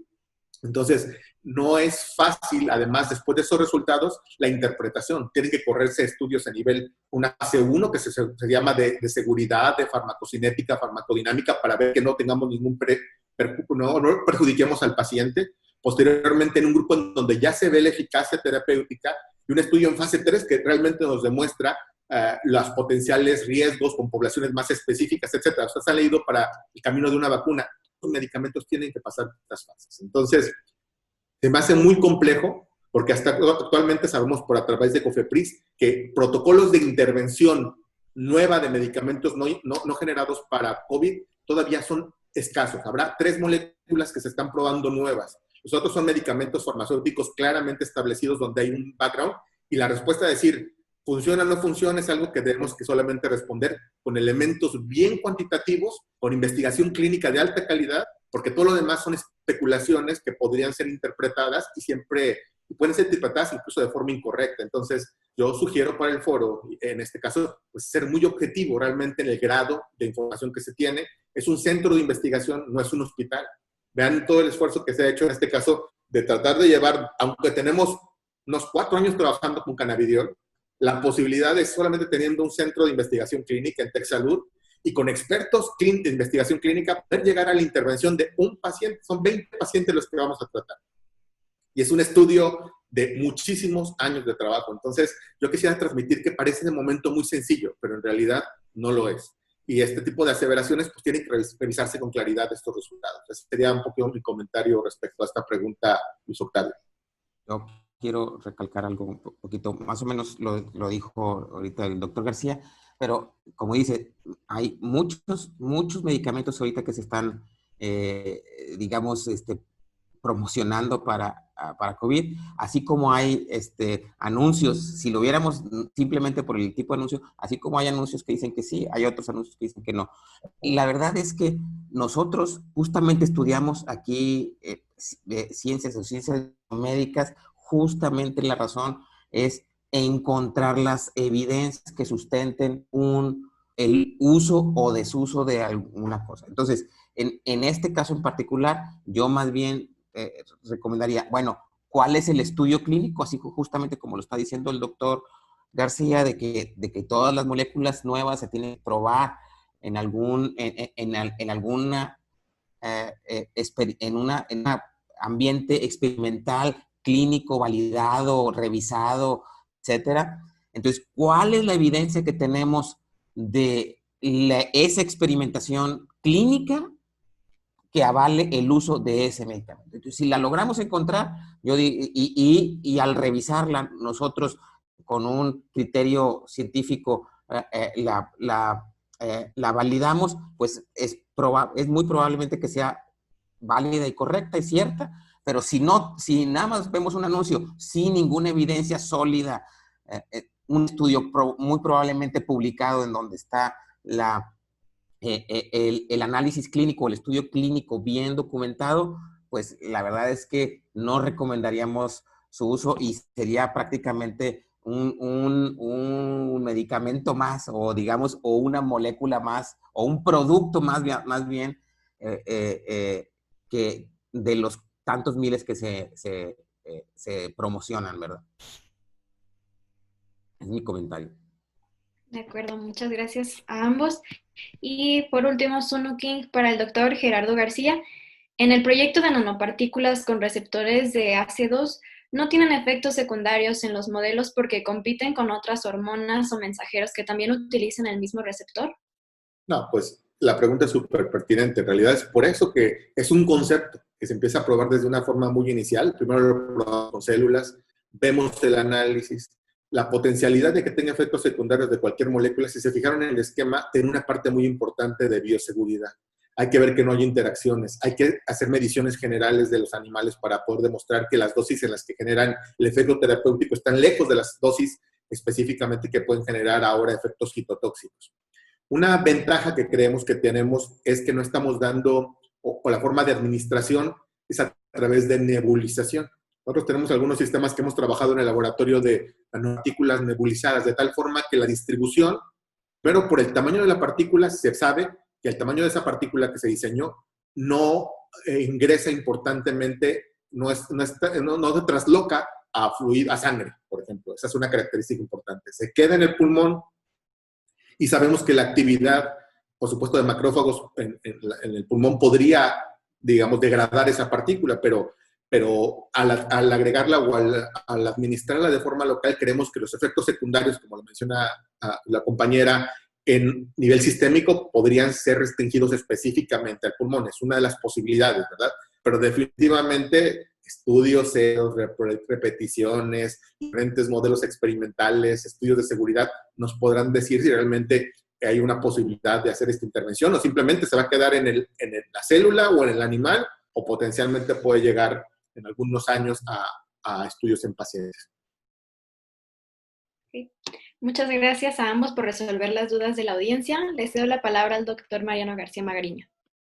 Bueno, yo ya veo que nos hemos pasado un poquito de tiempo, pero simplemente quería agradecerles al doctor Gerardo García y al doctor Treviño por estas excelentes ponencias, dando un repaso de todos los esfuerzos que han hecho los grupos de investigación en su caso de bioinformática de cardiovascular.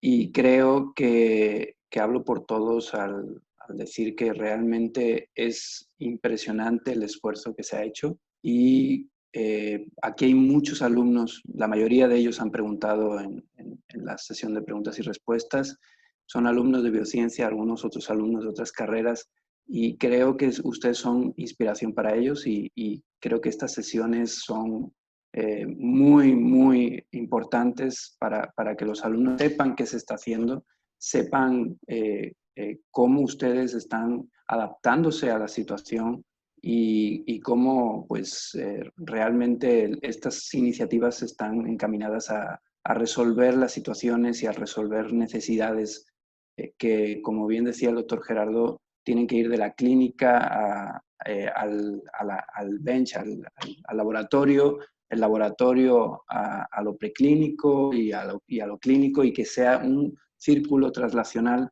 que es el objetivo de todos los grupos de investigación de la Escuela de Medicina y Ciencia de la Salud, ¿no? Entonces, creo que es un gran congreso el que hemos tenido esta primera sesión, así que les espero a todos, por favor, agradezco mucho sus preguntas y respuestas, su asistencia, y les espero mañana con la sesión con el doctor Augusto y con la doctora Rocío.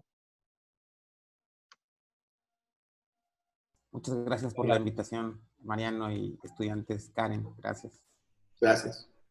Agradecemos a todos su participación en este simposio y en nombre de la Escuela de Medicina y Ciencias de la Salud y la Sociedad de Alumnos de Biociencias, les deseamos muy buena noche. Soy la voz que te habla desde adentro. La primera vez que me escuchaste, no me pudiste ignorar. Y dudaste. ¿De dónde viene? ¿De la cabeza? ¿Del estómago? ¿Del corazón?